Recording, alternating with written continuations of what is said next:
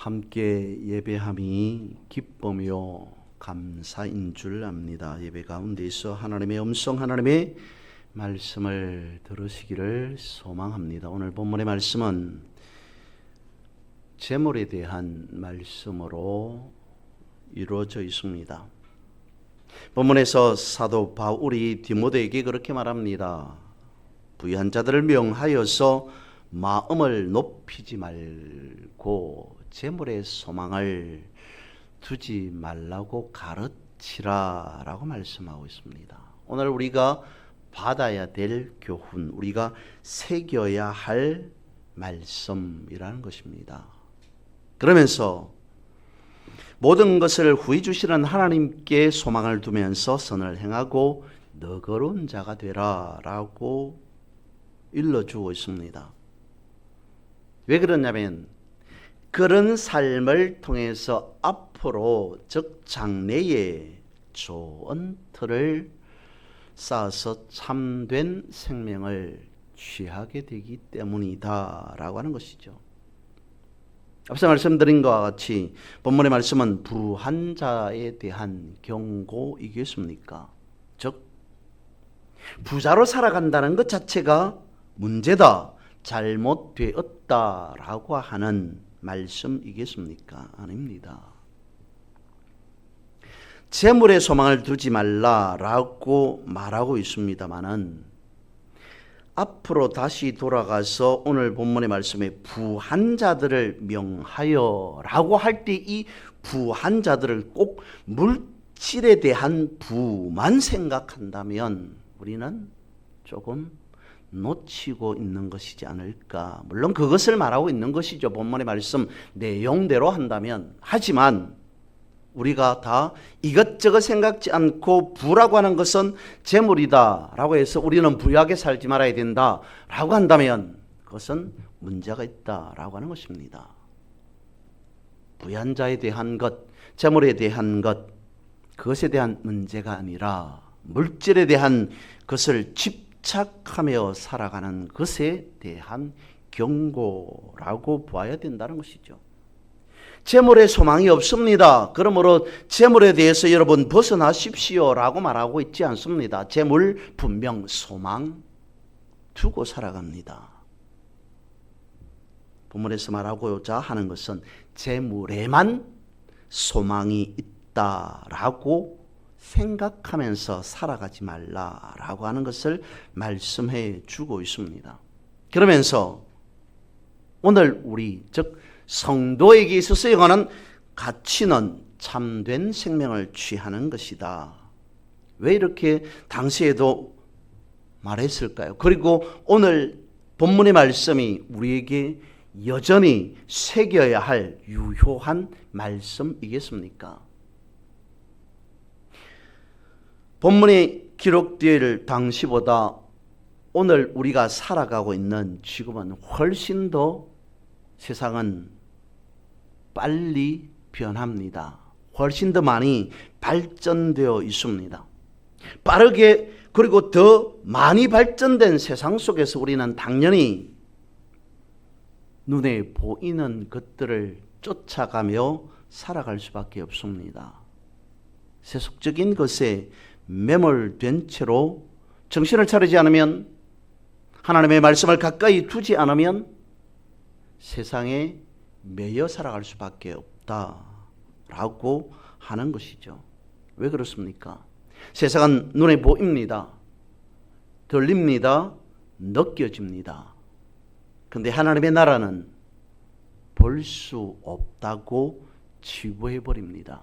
당연히 보이지 않는다고 하는 하나님 내지는 하나님 나라보다 지금 보이는 것에 더 집착하며 살아갈 수밖에 없습니다. 사도 바울 그리고 디모데가 목회하고 있었던 당시에도 여전히 그랬던 것 같습니다. 오늘은 훨씬 더 더했으면 더했지 작지는 않습니다. 많이 가진 자를 소위 성공한 사람이라고 부릅니다. 그런데 오늘 본문의 말씀은 그것이 화근이다 라고 하는 듯이 말씀하고 있습니다. 부한 여러분, 부한 자들아, 너희 부로 인하여서 너희의 터가 가려지지 않게 하라라고 말씀하고 있습니다. 그래서 본문 19절 말씀에 보면 터를 쌓아라고 하면서 터에 대해서 말씀하고 있습니다. 당시에도 그랬고 지금도 그렇다는 것을 전제하고 있습니다. 무엇인가 분명히 드러나야 할 터가 있음에도 불구하고 헛된 것들로 인해 그 터가 가리워져 있다라고 말씀하고 있습니다.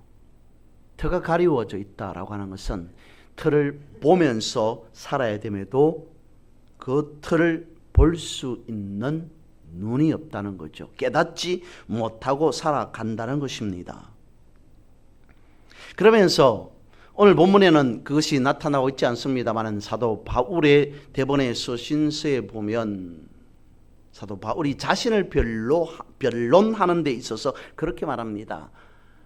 물론 당시에 디모데가 목회해야 될 그 현장에서도 그랬고, 그리고 사도 바울이 느끼는 것도 그랬으며 다른 선교지, 다른 교회에서도 사도 바울이 그것을 느꼈고 사람들이 그렇게 말했습니다. 저 사람은 사도가 아니지 않느냐라고 하는 것을 물론 특정하는 부분에서 변론하고 있습니다만 곳곳에서 듣지 않았을까? 저 사람은 예수를 본 적도 없고 예수님의 말씀을 들은 적도 없고 예수님을 만난 적도 없는데 어떻게 자신이 예수의 사도인 척, 예수님의 제자인 척 행세하며 다니느냐라고 하는 일을 한두 번 들었겠습니까? 그래서 그가 하는 변론이 무엇입니까? 왜 내가 사도가 아닙니까? 왜 내가 예수님의 제자가 아니라고 그렇게 나를 구박합니까? 손가락질합니까? 라고 말합니다. 사람들은 그랬던 것 같습니다. 예수님의 제자가 되려면 이런 조건이 있어야 된다. 물론 예수님께서 직접 선택한 12명의 제자, 조금 더 나가면 성경적으로 보면 13명이 되어지죠. 한 명 탈락하고 다른 한 명이 들어왔기 때문에. 아무튼 예수님께서 선택하지 않은 사람이 사도 바울이었습니다. 그런데 과연 사도 바울이 사도가 아니었느냐? 어떤 관점에서 사도로 칭하여야 되느냐라고 하는 문제가 생깁니다만 말씀을 보고 사도 바울이 자신의 사도됨에 대한 변론을 생각하고 또 생각해 보았을 때 왜 내가 사도가 아닙니까? 라고 했을 때 사도 바울이 변론하는, 사도 바울이 말하는 사도됨이라고 하는 것은 이런 것에 훨씬 더 부합하지 않을까, 가깝지 않을까라고 생각합니다. 왜 제가 사도가 아닙니까? 라고 하는 말 속에 여러분, 저는 여러분들이 보시기에 어떨런지는 모르겠지만 사용 설명서입니다 라고 사도 바울이 자신을 그렇게 변론한 것 같습니다. 우리가 어떤 전자제품을 삽니다. 그러면 그 전자제품에는 반드시 딸려오는 것이 사용 설명서입니다. 사용 설명서를 읽지 않고는 내가 늘 쓰던 것이지만 5년 전에 혹은 10년 전에 샀던 것과 새롭게 구입한 것 똑같지 않습니다. 동종의 전자제품이라 하더라도 사양이 다릅니다. 여러 가지 기능들이 빠진 것도 있겠고 더해진 것도 있을 겁니다. 그래서 사용 설명서를 꼼꼼하게 읽어봐야 됩니다. 이 전자제품은 이렇게 써야 되고 이런 문제가 생겼을 때는 저렇게 대처해야 되고 자리는 어디에 두어야 되고 어떤 위치로 어느 공간에 여러 가지 많은 설명들이 되어 있는 게 사용 설명서 아닙니까? 청소기 하나를 구입했습니다. 사용 설명서를 읽고 청소기를 그냥 방 한 구석에 저절로 내버려 두면, 물론 뭐 로봇 청소기가 있는 시대에는 그렇게 말하는 것 자체가 조금 맞지 않을 수도 있습니다만은 청소기의 사용 설명서를 읽고 내버려 둔다고 청소되어지지 않습니다.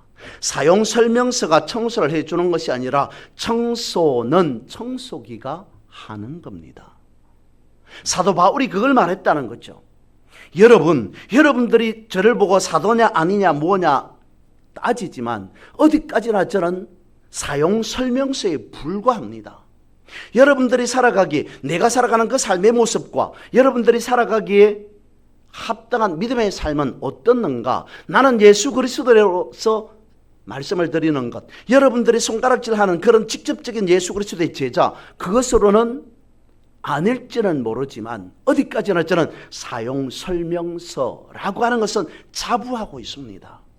사용 설명서를 읽음으로 이 제품은 이렇구나, 이 제품은 여기에 주의해야 되고 이렇게 사용해야 되고 저렇게 사용해야 되는 게 맞구나라고 하는 것을 확실하게 아는 것처럼 내 삶은, 내가 전하는 복음은, 하나님의 말씀은 그것이 되기를 원합니다 라고 사도 바울이 그랬다는 거죠. 어쩌면 마치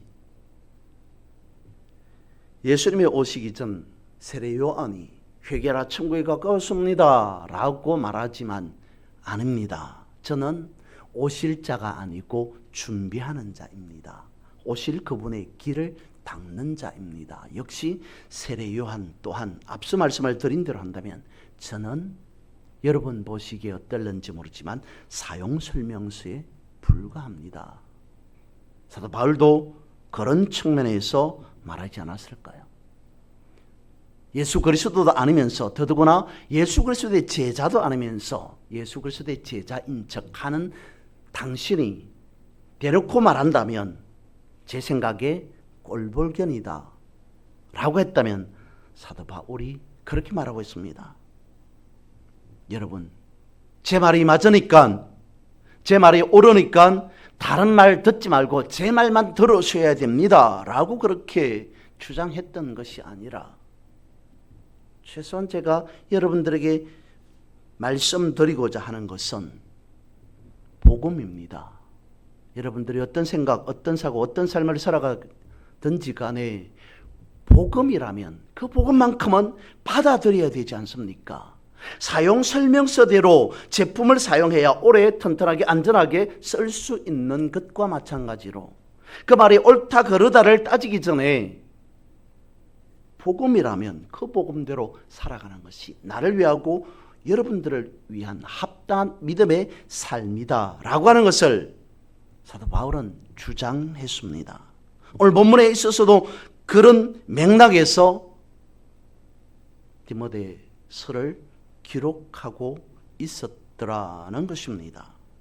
17절 말씀에 보면 내가 이 세대의 부한 자들을 명하여 마음을 높이지 말고 정함이 없는 재물에 소망을 두지 말고 오직 우리에게 모든 것을 후히 주사 누리게 하시는 하나님께 두라라고 말씀하신 그 이유, 그것은 재물에 집착하며 살아가는 것은 여러분 물질 세계에 매여 살아간다는 증거입니다. 그것은 죄가 될 수 없지만 부하다고 재물이 많다고 죄가 될 수 없지만 재물만 많으면 안정한 삶을 살아갈 수 있고 재물이 없어서 불안한 삶을 살아가게 되어진다라고 하는 것으로 단정 짓지 말라는 것입니다. 즉 세상에 매여 살아간다는 것은 돈만 있으면 그 돈에 대한 가치를 따지면서 의미가 있는 삶이 되어지고 가치 있는 삶이 되어진다라고 할 수는 없다는 것입니다. 그래서 터라고 하는 것을 말합니다. 그러면 그 터라고 하는 것은 재물이 터가 되어지겠습니까? 아닙니다. 성도에게 있어서 취해야 될 참된 생명이 터라는 것입니다. 그러면 그 참된 생명인 터는 무엇이겠습니까? 사도행전 3장 말씀을 생각하면서 말씀을 드려봅니다. 우리가 잘 아는 유명한 한 사건이 기록되어져 있죠. 오늘처럼 당시에 베드로와 요한이 주일날 예배를 드리러 교회로 가고 있습니다. 늘 그분은 그 자리에 앉아 있었습니다. 그런데 그날따라 유독 그분이 눈에 들어옵니다. 베드로와 요한이 가까이 다가갑니다.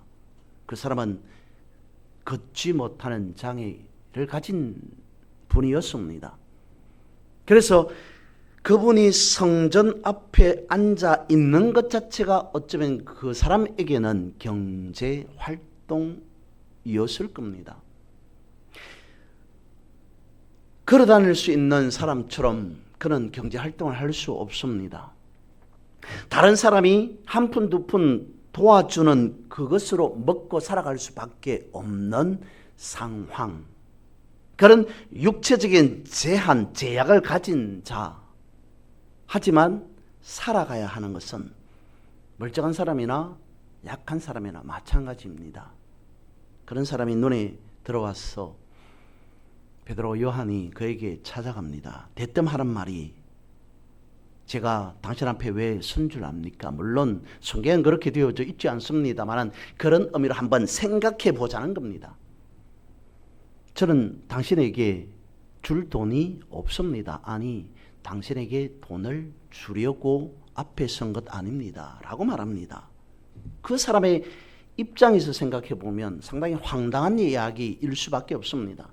자신은 다른 사람이 그나마 주는 한 푼, 두 푼으로 살아갈 수 있는데, 아니, 돈을 주고 싶지 않으면 그냥 지나가면 될 일을 굳이 자신 앞에 서서 하는 말이 대뜸 내가 당신 앞에 돈을 줄 생각 없습니다 라고 말을 하는 것은 면박을 주는 겁니다.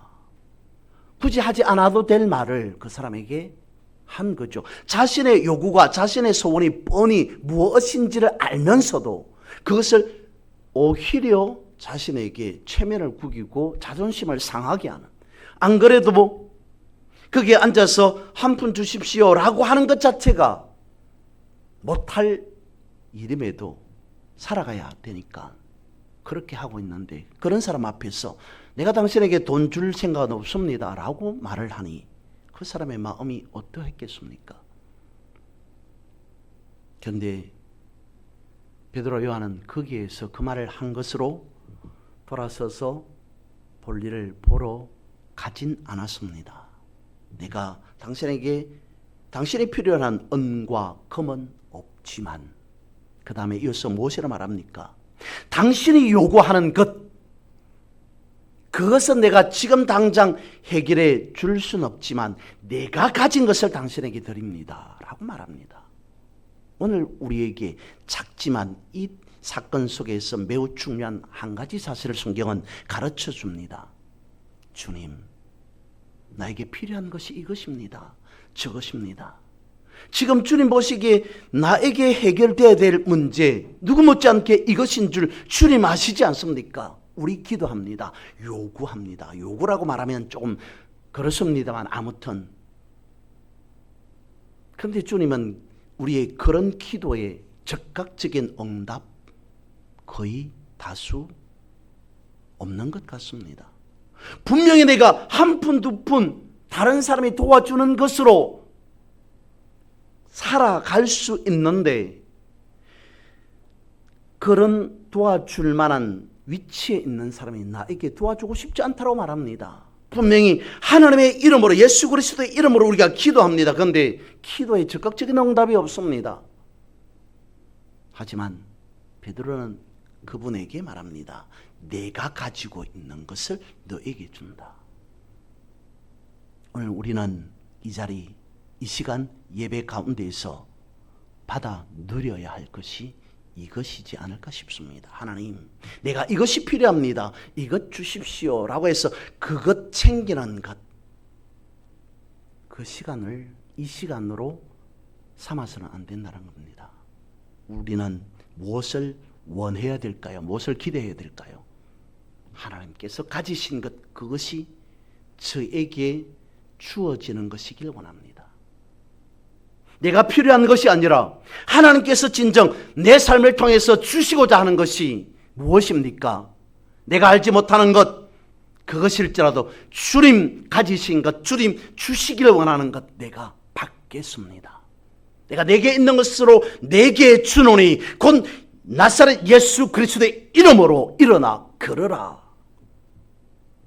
베드로가 그분에게 주어진 것, 그것은 다름 아닌 그 사람이 하루하루 먹고 살아가야 할 일용할 양식이 아니라 생명을 허락해 준 겁니다. 예수 그리스도의 이름을 그 사람에게 주었다라고 성경은 기록하고 있습니다.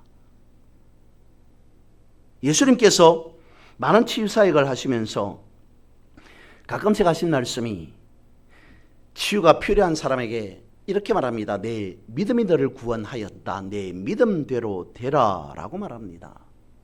믿음이 너를 구원하였다. 믿음대로 되어라 라고 해서 그 사람이 고침받았습니다. 치유되었습니다. 교회에서 흔히 하는 말로 그러므로 여러분들도 이런 믿음을 가지셔야 됩니다 라고 말하죠.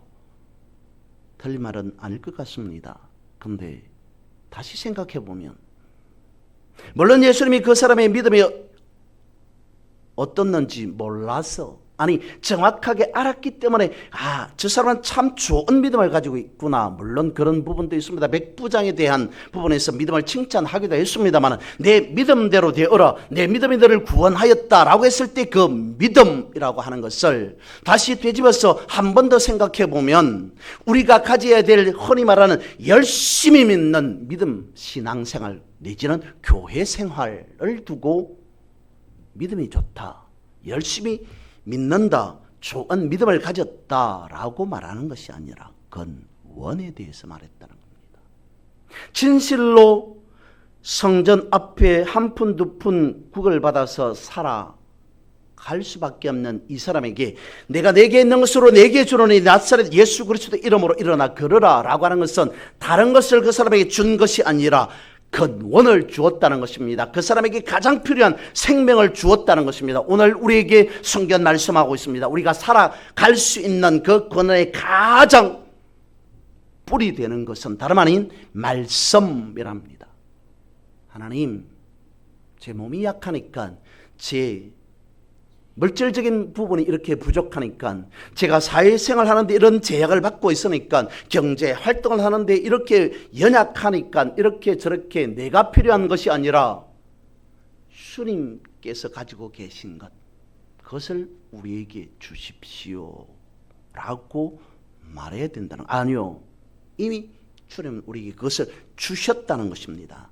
내게 있는 것 곧 나사렛 예수 그리스도의 이름 그것은 근원이라고 말씀을 드렸습니다. 그것이 우리가 가지고 있는 말씀이라는 것이죠. 로마서 10장에 나와 있습니다. 로마서 10장 9절입니다. 내가 만일 내 입으로 예수를 주로 시인하며 또 하나님께서 그를 죽은 자 가운데서 살리신 것을 내 마음에 믿으면 구원을 받으리라. 여기서 구원을 받는다라고 말씀하는 것은 무엇이겠습니까? 바로 앞 구절 로마서 10장 9절 바로 앞에 8절에 보면 그러면 무엇을 말하냐 말씀이 내게 가까워 내 입에 있으며 내 마음에 있다 하였으니 곧 우리가 전파하는 믿음의 말씀이다 라고 말합니다. 우리가 알아야 할 것이 있다면 근원이 무엇인가 라고 하는 것을 따져야 한다면 그것은 다름 아닌 말씀이다 라고 말합니다. 그러면 말씀이라고 하는 것은 무엇입니까? 하나님께서 하신 말씀이겠죠. 그러면 하나님께서 우리에게 무엇을 말씀해 주셨는가? 이렇게 복받아라 저렇게 복받아라 이렇게 행복해라 저렇게 행복해라 라고 하는 것들을 말씀하고 있습니다만 그것의 저인은 근원에 대해서 말씀했다는 것입니다. 우리가 가지고 있는 성경을 하나님의 말씀이라고 하는 것은 성경에도 표현하고 있듯이 하나님은 나의 힘입니다 라고 하는 것처럼 근원이라는 것입니다. 금도 아니고 은도 아닌 우리가 가져야 할 것은 믿음의 말씀이라는 것이죠. 그 믿음의 말씀이 근원이다 라고 말씀을 드렸습니다. 말씀 안에서 본래 자리가 어딘지 우리는 확인할 수 있습니다. 로마서 역시 10장 13절에 누구든지 주의 이름을 부르는 자는 구원을 받으리라. 예수 그리스도 이름 안에 즉 예수 그리스도의 말씀 안에 완성된 근원이 있다는 것입니다. 오늘 본문의 근거가 무엇이냐? 복음에서 예수 그리스도의 말씀이 출발되었다는 것을 말씀하고 있습니다. 그것을 오늘 본문에서는 터라고 말씀하고 있습니다. 터가 무엇이냐? 근원이라는 것이죠. 그 근원 안에 살아가는 첫사람 아담에게 하나님께서 나무에 대해서 설명해 주셨습니다. 이런 것은 손대지 말아야 된다. 저런 것은 물론 이런 것 저런 것은 아니었습니다만은 금해야 될 게 무엇이고 허락된 것이 무엇인지를 말씀하시면서 금지해야 될 한 나무에 대해서 설명해 주셨습니다. 그랬을까요? 예수님께서 유독 많은 비유를 말씀하시면서도 나무에 대한 비유를 말씀하셨습니다. 마태복음 7장 16절에서 20절입니다. 그들의 열매로 그들을 알지니 가시나무에서 포도를 또는 엉겅퀴에서 무화과를 따겠느냐. 이와 같이 좋은 나무마다 아름다운 열매를 맺고 못된 나무가 나쁜 열매를 맺나니 나무가 나쁜 열매를 맺을 수 없고 못된 나무가 아름다운 열매를 맺을 수 없는 아름다운 열매를 맺지 아니하는 나무마다 찍혀 불에 던져지느니라. 이러므로 그들의 열매로 그들을 알리라. 좋은 나무, 그것은 좋은 열매를 맺게 되어진다라고 말씀하고 있습니다. 그렇다면 오늘 우리는 좋은 나무가 되어야 됩니다. 왜냐하면 좋은 열매를 맺을 수 있기 때문입니다. 그러면서 성경에서는 여러 가지 좋은 나무 내지는 좋은 열매가 무엇인가를 말씀하시죠. 마태복음 5장 말씀에 팔복에 대해서 말씀합니다. 우리의 머리로 팔복을 아무리 해석 설명하더라도 설명되어지지 않습니다. 그러면서 고린도전서 12장에서는 9가지 은사에 대해서 말씀하시면서 갈라디아서 5장 말씀에서는 9가지 열매에 대해서 말씀합니다. 팔복에 대한 것, 은사에 대한 것, 9가지 성령의 열매에 대한 것, 아무리 높은 지식으로 설명 이해하려고 하더라도 이해되어지지 않습니다. 무엇에 대해서 말씀하고 있는 거겠습니까? 우리가 맺어야 할 열매에 대해서 말씀하십니다만 이 모든 것 우리가 알아서 스스로 맺는 것 아닙니다. 주님께서 부어주셔야만이 가능한 겁니다. 그러면 우리는 이것을 사모함으로 기다려야 하는 것이죠. 은사로 부어주실 것을 믿으면서 기다리는 것, 그것을 두고 우리는 믿음이라고 표현하기도 합니다. 그럴 때에 하나님은 우리에게 필요한 것으로 채워주신다는 겁니다. 마태복음 21장 말씀에 보면 열매 없는 무화과 나무를 저주하신 예수님에 대해서 말씀하고 있습니다. 그런데 마태복음에서는 다른 설명을 하고 있지 않지만 마가복음 11장에 보면 똑같은 이야기 속에서 설명하는 한 구절이 있습니다. 이는 무화과 나무에 무화과 열매가 없던 것을 말하면서 이는 무화과의 때가 아니었더라 라고 되어 있습니다. 예수님께서 무화과 나무로 가까이 갔는데 열매를 기대를 했는데 열매가 없어서 그 무화과 나무를 말라 죽게 했습니다. 소위 저주를 했습니다. 그러면 예수님께서 저주한 그 무화과 나무 과연 옳은 것이었느냐라고 하는 것을 마가복음 11장에서는 왜 첨언을 했는지는 모르겠습니다만 무화과의 때가 아니었다. 무화과 열매를 맺을 때가 아니었기 때문에 당연히 무화과 나무에는 무화과 열매가 없을 수밖에 없습니다. 그런데도 왜 저주하였을까요? 무화과 나무 자체에 문제가 있다라고 본 것은 아니었을까 생각해 봅니다. 중요한 것은 무화과 나무가 좋은 나무가 아니었다는 거죠. 비유로밖에 상징으로밖에 우리는 해석할 수밖에 없습니다. 무엇을 예수님께서는 우리에게 가르쳐 주고자 하셨는가? 좋은 나무는 좋은 열매를 맺는데 아마도 예수님 보시기에 당시의 무화과 나무는 상당히 자신 스스로 열매를 맺을 수 있다라고 생각했던 것 같습니다.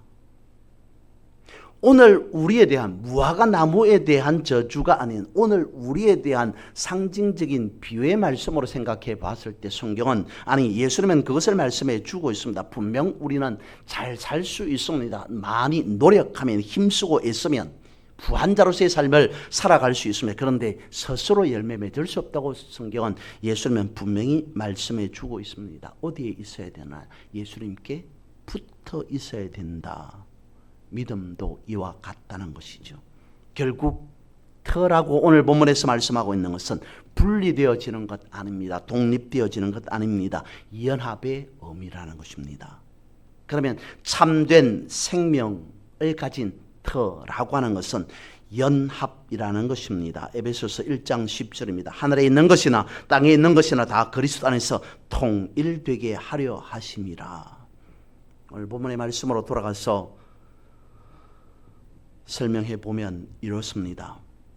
부한자들을 걱정하면서 하는 이야기. 여러분이 하나님을 선택했습니까? 아니면 하나님께서 여러분을 선택한 것 같습니까? 만약 여러분들이 하나님을 선택했다면 매우 중요한 것을 놓치고 있는 겁니다. 마태복음 7장 17절에서 19절 그것에 말씀하고 있습니다. 앞서 읽어드린 부분입니다. 하나님께서 나를 선택하신 것이 우선이어야 됩니다. 오늘 본문의 말씀대로 한다면 터라고 하는 것이 내 터야 되어지느냐, 내 터가 되어야 되느냐라고 하는 것이 아닌 그 터라는 것은 하나님의 터여야 된다는 것입니다. 내 터는 열매를 맺을 수 없습니다. 하나님의 터로 살아가야 안이 서 있어야 좋은 열매를 맺을 수 있다는 것입니다. 요한복음 15장 말씀에 그것이 있죠. 나는 포도나무이다. 만약에 열매가 없으면 그 가지는 불사르게 되어질 것이다. 사람이 내 안에 거하지 아니하면 가지처럼 밖에 버려져 마르나니 사람이 그것을 모아다가 불에 던져 사르느니라. 그건 원되신 주님에 대해서 말씀하십니다. 그런 데는 말씀이 우리 안에 있어야 한다는 것입니다. 말씀을 우리가 날마다 먹고 먹어서 그 말씀이 우리의 삶의 근원에 대해서 영생의 삶으로 살아가는 것, 그것을 두고 성경은 열매 맺음이라고 말합니다. 가을 아직 멀었습니다. 그런데 가을이 되어서 열매를 따진다면 그땐 늦습니다. 가을이 오기 전에 우리는 열매를 생각하면서 말씀에 더욱 풍성하여서 진실로 좋은 열매, 좋은 말씀으로 여러분들의 삶이 풍성해지기를, 형통해지기를 주님의 이름으로 선포하고 축복합니다. 기도드리겠습니다. 그러하신 하나님,